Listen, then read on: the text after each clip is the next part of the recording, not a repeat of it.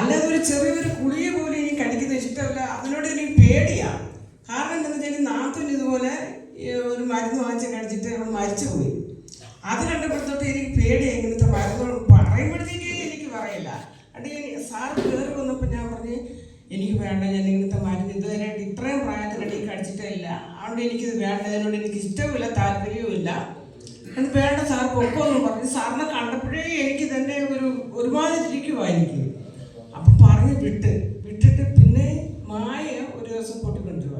അപ്പം സാറ് വന്നിട്ട് പോയാൽ പിന്നെ എനിക്ക് എൻ്റെ മനസ്സിനകത്ത് ദിവസം സന്ധ്യ ആകുമ്പോഴത്തേക്ക് ഞാൻ ഹോസ്പിറ്റലിൽ ചെന്നിരിക്കും. കാറ് മുറ്റത്ത് കിടക്കൊണ്ട് കൊച്ചുകളും കാർ ഓടിക്കുന്നതാണ്. എനിക്ക് വയ്യാണ്ട് വരുമ്പോഴത്തേക്ക് എൻ്റെ വയറെല്ലാം തീർത്ത് ഞാൻ ചാകും. ഇപ്പം ഞാൻ ചാകുമെന്ന് പറയുമ്പോഴത്ത് കുറച്ചൊക്കെ ശ്രദ്ധിച്ച് നോക്കും. എല്ലാവരും ചാണകവും തൂണൊന്നും ഇല്ലാത്ത പിള്ളേടെ ഞങ്ങൾ 3 പെണ്ണുങ്ങൾ മാത്രമേ ഉള്ളൂ.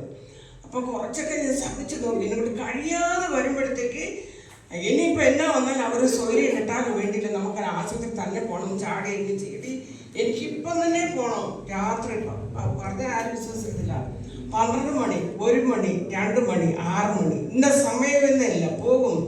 പോയി ഇവിടുന്ന് വണ്ടി കയറി പോയോണ്ട് അവർ ഇനിമ വയ്ക്കും. ഇനിമ വെച്ച് മാർച്ചിലൊക്കെ തന്നെ ഇനിമ വെച്ച് മനം പുറത്തായ പിന്നെ അമ്മ ഇനി സ്വസ്ഥമായി ഇനി അമ്മ പൊക്കോളം പറയും. ഞാൻ പറഞ്ഞ് പോകുന്നില്ല, ഇവിടെ തന്നെ കിടന്നോളാം, 2 ദിവസം കഴിഞ്ഞ് പൊക്കോളം. കാരണം ആശുപത്രി പോയാൽ പൈസ ആകുമല്ലോ, എനിക്ക് ആശുപത്രി പോകാത്തൊരു വ്യക്തിയാണ്. ഡോക്ടർ പോകാൻ പറഞ്ഞാൽ പോകാതെ ഞാൻ കിടക്കാൻ ആഗ്രഹിക്കുന്നതാണ്.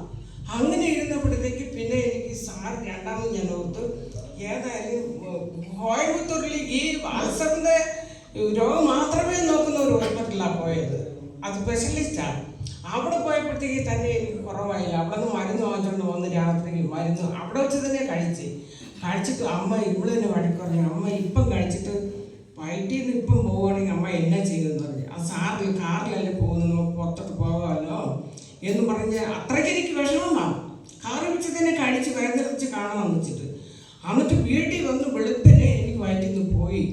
3-4 വട്ടം പോയപ്പോഴത്തേക്ക് എനിക്ക് ആണെങ്കിൽ വല്ലാത്തൊരു പോകാതെ ഇരുന്നപ്പോൾ പോലും ഇത്രയ്ക്ക് ബുദ്ധിമുട്ടില്ലായിരുന്നു. പോയപ്പോൾ എനിക്ക് അത്രയ്ക്ക് ഒരു ബുദ്ധിമുട്ടായി. ആപ്പാടെ സർത്തിലും മനമറിയുന്നതും വയറുവേദനയും എനിക്ക് പണ്ടത്തെക്കാളും പിന്നെ എനിക്ക് വിഷമം കൂടി. അപ്പോഴത്തേക്കും ഞാൻ ഈ മരുന്ന് ഞാൻ കഴിക്കുന്നില്ല, മാറ്റി വെച്ചേക്കാമെന്ന് പറഞ്ഞ് ആ മരുന്ന് പിന്നെ ഞാൻ കഴിച്ചില്ല. കഴിക്കാതെ പ്രാർത്ഥനയും ജപവും പ്രാർത്ഥനയും എപ്പോഴും ദൈവമേ ഞാൻ ജീവിക്കണേ കർത്താവെ, കുറഞ്ഞാളും കൂടെ പിള്ളേർക്ക് വേണ്ടി ജീവിക്കണം എന്ന് പറഞ്ഞ് അങ്ങനെ ഞാൻ പിന്നെ അവസാനം പിള്ളേർക്ക് വേണ്ടിയും ജീവിക്കേണ്ട, തലേർക്ക് വേണ്ടി ജീവിക്കൽ ചത്താൽ മതി എന്നായി. അത്രയ്ക്ക് കണ്ടീഷനായി എനിക്ക് എൻ്റെ ഹെൽത്ത്. എനിക്ക് ആകെപ്പാടെ എനിക്ക് എന്നതൊക്കെയാണ് ഞാൻ മരിക്കുമെന്നുള്ള ഒരു ധാരണയിൽ ഞാൻ വന്നെത്തി. ഒരു നിമിഷം പോലും സൗകര്യമായിട്ട് പിള്ളേരെയും കിടത്തിയിട്ടില്ല, ഞാനും ഇരുന്നിട്ടില്ല. അങ്ങനെ ആയപ്പോഴത്തേക്ക് ഏതായാലും ഇനിയിപ്പോൾ എങ്ങനെയായാലും വേണ്ടിയില്ല, പോകാത്ത ഡോക്ടർ ഇല്ല.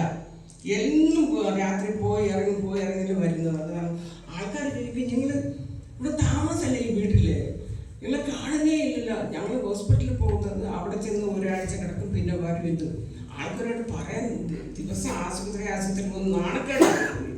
ഇവരൊരു ദൈവത്തെ ആരാധിക്കുന്ന ചർച്ചയിൽ പോകുന്നവരൊക്കെ ഇവർക്ക് എപ്പോഴും രോഗമോ തീരുമോ എന്ന് കളിയാക്കുമല്ലോ എന്ന് പറഞ്ഞിട്ട് ഇത് ഞാൻ പറയുന്നില്ല പുറത്തോട്ട്.